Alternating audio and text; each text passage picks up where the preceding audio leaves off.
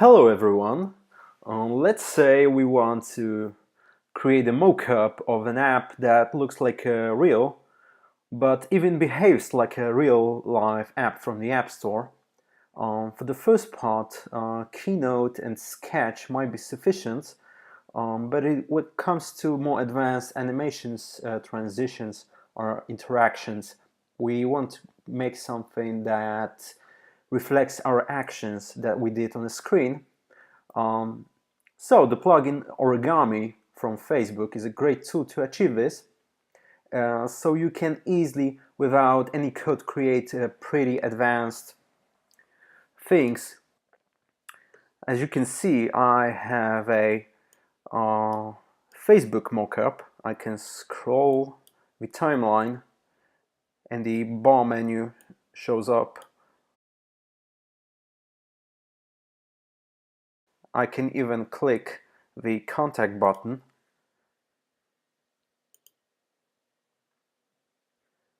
To get a Origami, all you have to do is download Quartz Composer from Apple and install plugin Origami.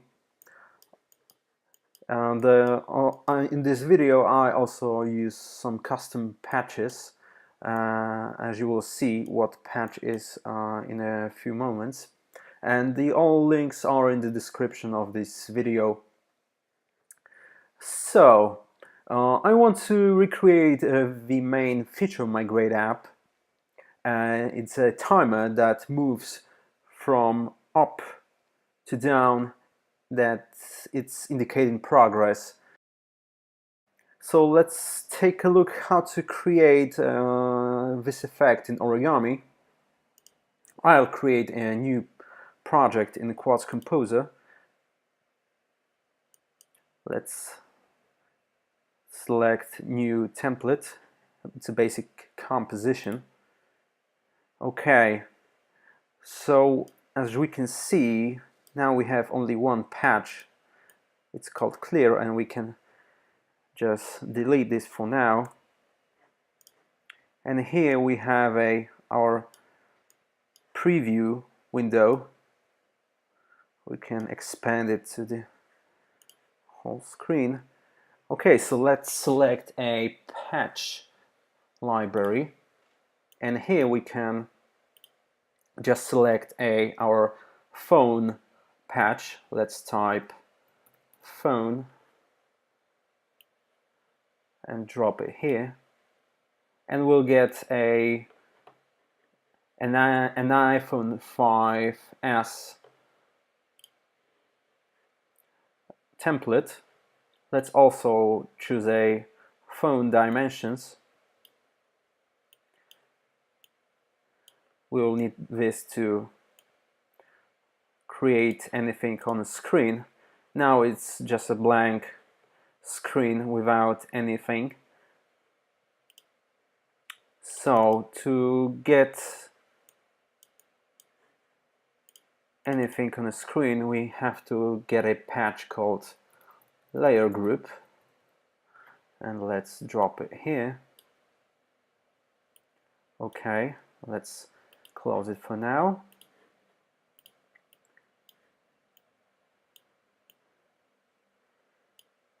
Okay, the whole thing is we have to connect the phone dimensions white with our layer group.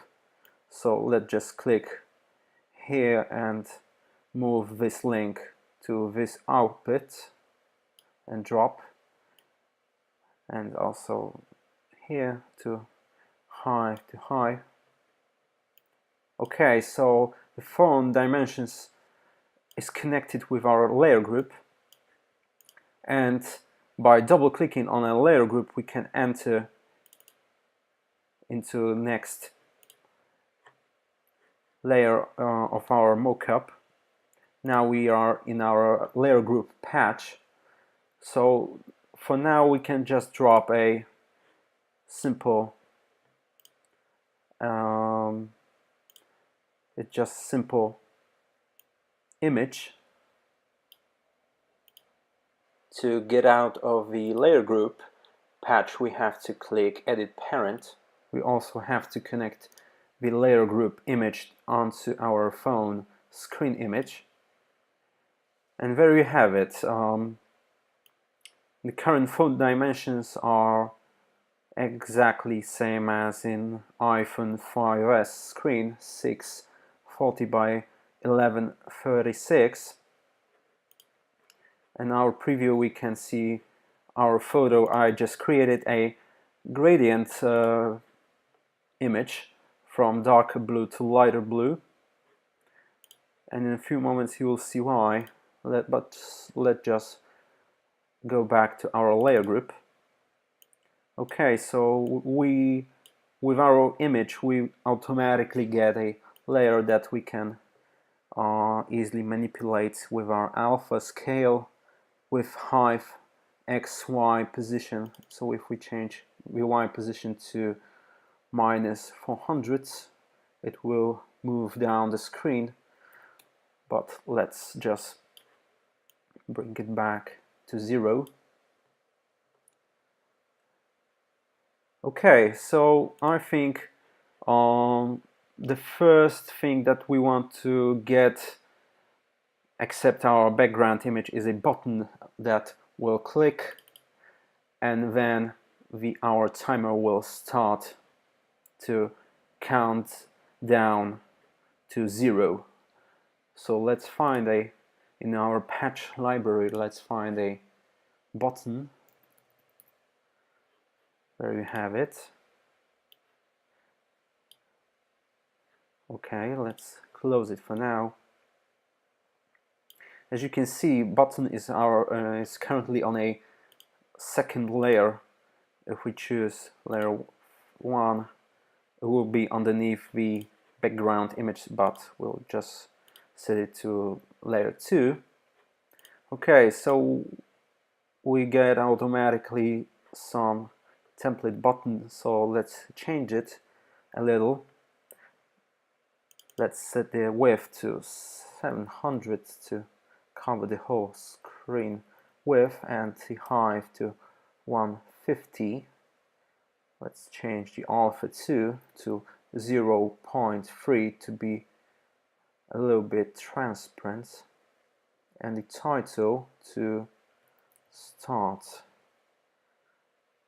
Also, let's move this button to down the screen on the bottom. So let's change the anchor point from center to bottom center.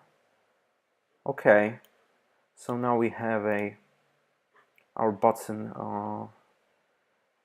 bottom of this screen, but we can't do anything with this button for now. So we have to just get another patch called interaction 2.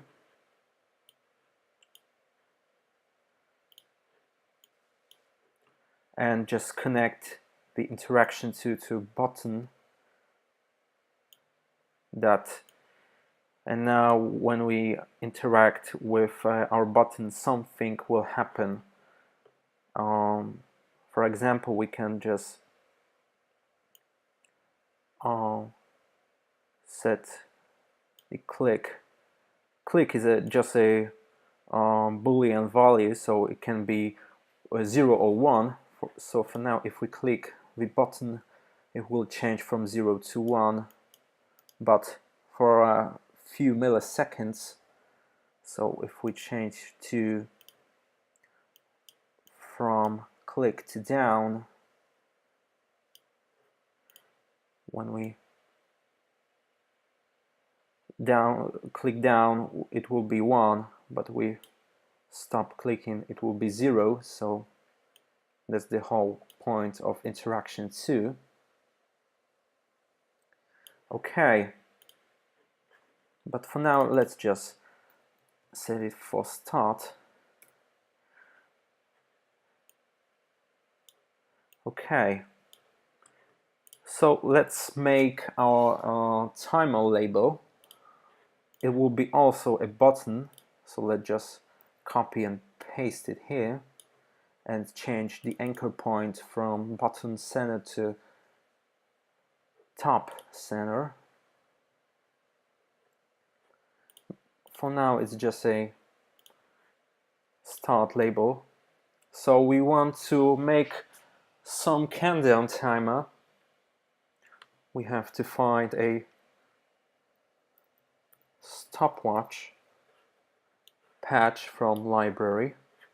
Unfortunately, I haven't found any countdown patch, so we'll have to work with stopwatch.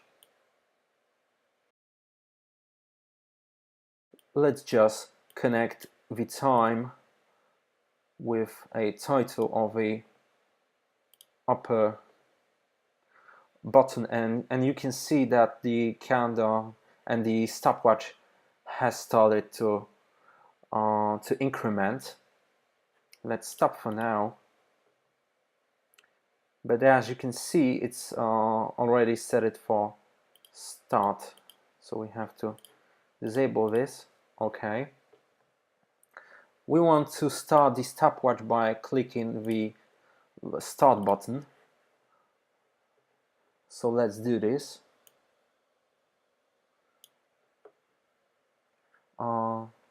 And let's connect the click with start and enable this. Oh, click with start. Okay, let's stop and run and let's see how it works. So as you can see, when I click the start button, it begins to increment. Okay, so that's what we wanted. But the problem is that it's just a stopwatch. We have to convert this stopwatch into countdown timer somehow. For example, it will be counted down from 59 seconds into 0 seconds. So let's add a new patch called initialize a number and set it to 59.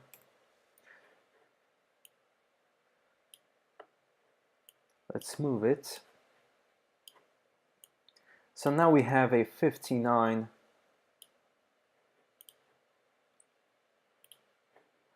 label, but we want to, when we click this start button, the countdown will start counting down from 59 to 0. So we have to somehow create a function that stopwatch will subtract from 59. So let's add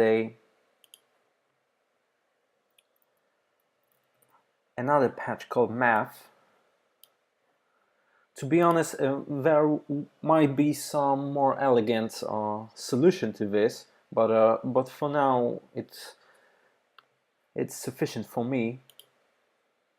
But if you know better solution, it would be nice to know. So let's change this math patch from plus to minus, and here we can change. So this will, the first value will be 59 and the second will be our stopwatch, and the value for this operation will be printed out in our title. So let's see how it works.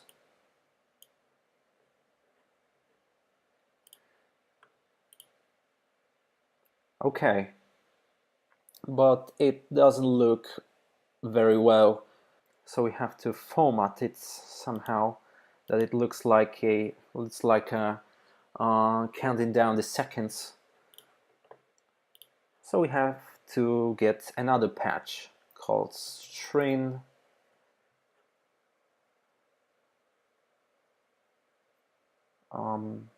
sorry, number,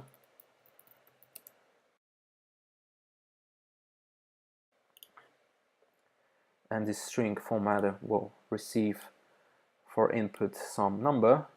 Let's take it off, and on the output will be some string. So let's connect it like this, and we can set this patch by clicking the patch inspector and change the settings. Let's change the formatting style to none so we can set it up by ourselves. And I have already a formula for elegant formatted time, so let's paste it here and let's see how it works.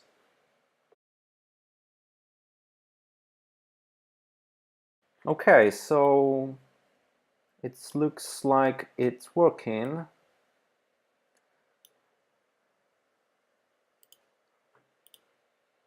And when I click again, it will again count down from 59 to 0. Another thing that I'd like to achieve, that with over time this label will move down from up to down to start button. So we have to modify the Y position of this button, and we can do this very easily. It will be again just playing around with stopwatch and some math calculation.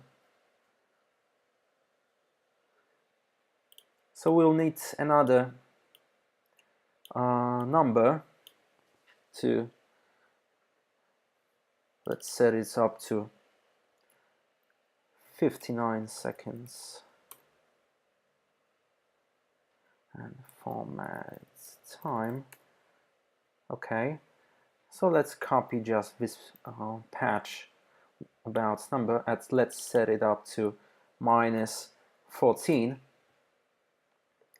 -14, this value is -14. That's because we will multiply this value by the stopwatch time and set it up as a Y position. So over a few seconds this value will change progressively from -14 to -28 and 42 and so on and so forth.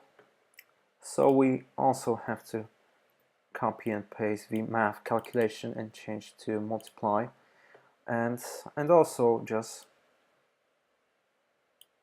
set the inputs here,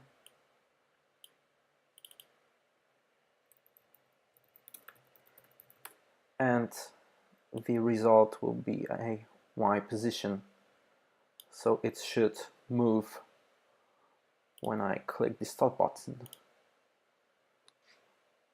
Okay, so I think that the timer should stop somewhere here, but for now let's just stop. The last thing that I'd like to achieve is that when the timer moves down, it will hide the mask.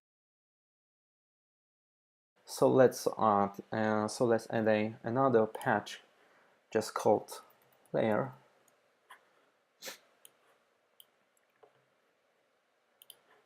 and we have to set the height to, for example, 1000, and the width for 1000 also, and we can see that it covers our main layer, so we have to set the layer to be underneath the buttons.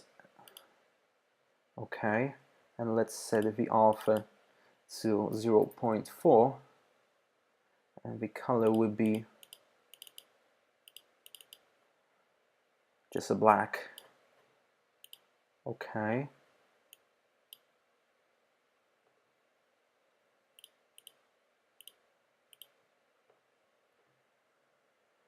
Let's set the anchor point to bottom center and set the height to 985.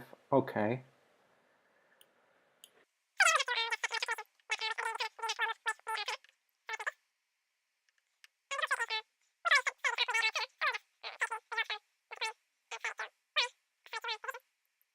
And let's check how it works.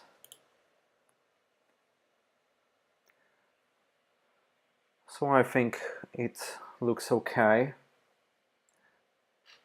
The timer moves down and the mask also does the same thing. It looks like the timer hides the mask and reveals the beautiful background screen and showing our progress in time, encouraging to work harder. So that will be all.